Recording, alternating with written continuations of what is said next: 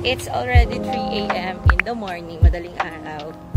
And, yeah, this is the start of the Yes, I don't have my watch, but then, alam mo yon, tinatry na natin today ngayon na magsimula na ulit sa ating, ating physical fitness program.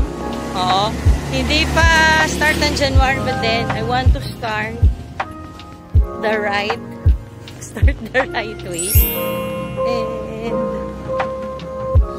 madaling araw na. But then, safe naman ang ating gagawing pag-jogging and lakad because yung street ay maliwanag. Kita nyo. Hindi ko na na-picturean, but then, I'm with Ina, Roche, Mukhtar, and Jeno. Yan. Hindi sila naniniwala na nagja-jogging tayo ngayon. So, ang start natin today, we'll just start by doing some warm up. Warm up wherein maglalakad lang muna tayo ng within 5 minutes.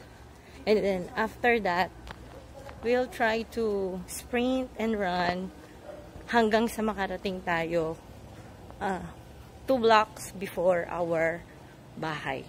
And then, we'll do another rest and then eventually, magkakaroon tayo hanggang 3 laps. Yan. Nagsimula ako dun sa street ng anong school yun? Bayan.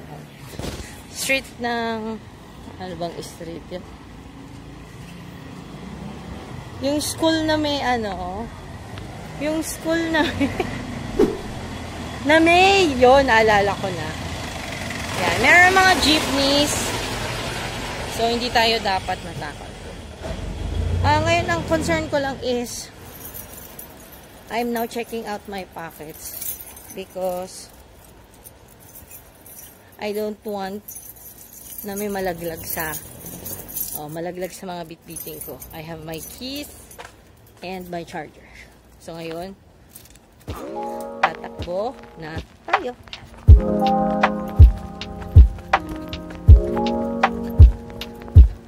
Kailangan natin tumakbo kasi madilim.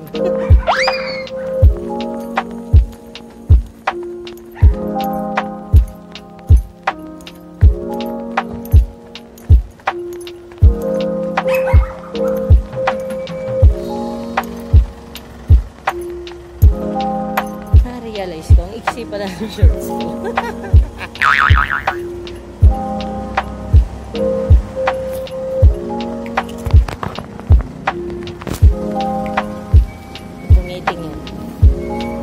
Titignan niya kung may problema tayo.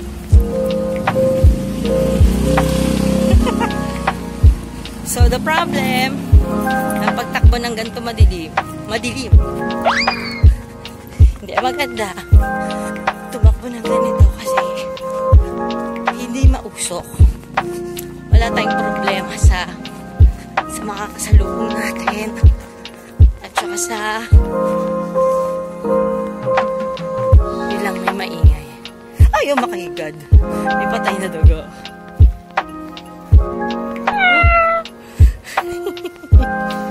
Yan lang. Wait lang, may maingay ah. I'll take off my cellphone. Here. So, may signage. It's very important na. And merong barangay hall. Bini. Yan, so may madilim na part. Wait lang.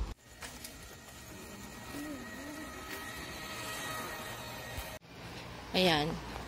Nagkaroon ulit tayo ng time para mag-cool down because ngayon dadaan tayo sa isang madilim na part. So dahil madilim na part, our number 1 rule for this is we're going to run fast. In 3, 2, 1, go! Run as fast as you can. Yan, dahil madilim. Yan. We need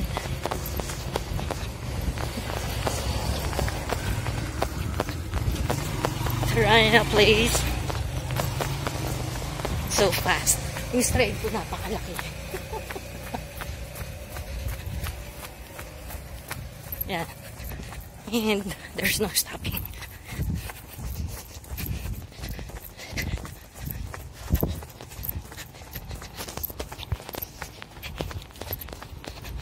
Okay. We can now slow down.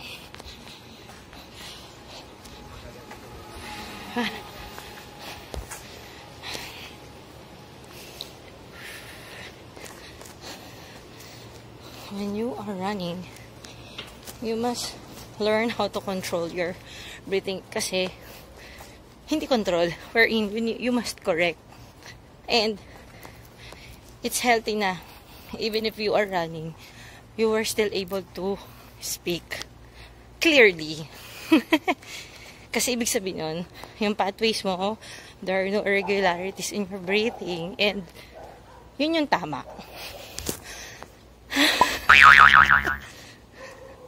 Ayan. So, whenever there is hesitation on your part, all you have to do is run faster.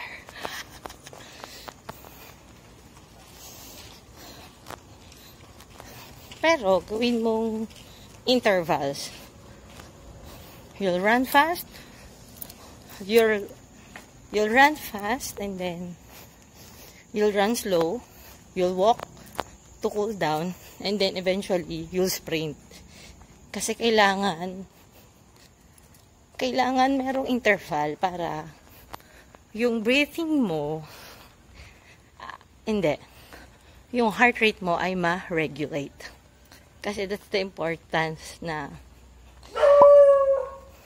meron kang cardiovascular exercise sa pagtakbo mo. Yan.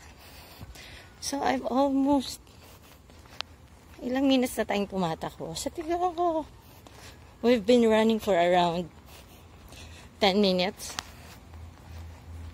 Yan. And this jog is just a warm up sa gagawin kong takbo for tonight and for tomorrow. Yan. So maybe 2 blocks away, we'll do another sprint, and then eventually we'll finish our short jog with a cool down na konting lakad lang. I see a lot of dogs. Hindi ako pwede tumakbo, di ba? Asan yung isa? Ayun. Ayan. You must also learn how to land your feet correctly because we wanted to eliminate na ma-injure yung sarili mo, especially if you are running on a place na ano ba tawag dito? Naka-aspalto. Kasi di ba yung mga ibang athletes, yung tinatakbuhan nila sa field, ano yun malambot yun. And it's very special kind of matting wherein it was able to ma-absorb niya yung shock ng sapatos. Yung iba naglalakad ng barefoot o kaya naman they are walking na with a special kind of shoe. Dapat minsan hindi rin tayo dependent sa ating mga sapatos kasi dapat our feet alone was able to support yung mismong weight ng ating katawan. And that's the importance na dapat alam din natin kung paano natin dalhin yung sarili natin. Ayan.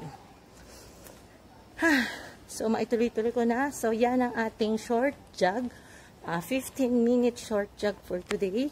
Kung natuwa kayo sa ating ginawang video, hit nyo lang ang like button. And if you haven't subscribed yet, subscribe na kayo. Yan. Okay.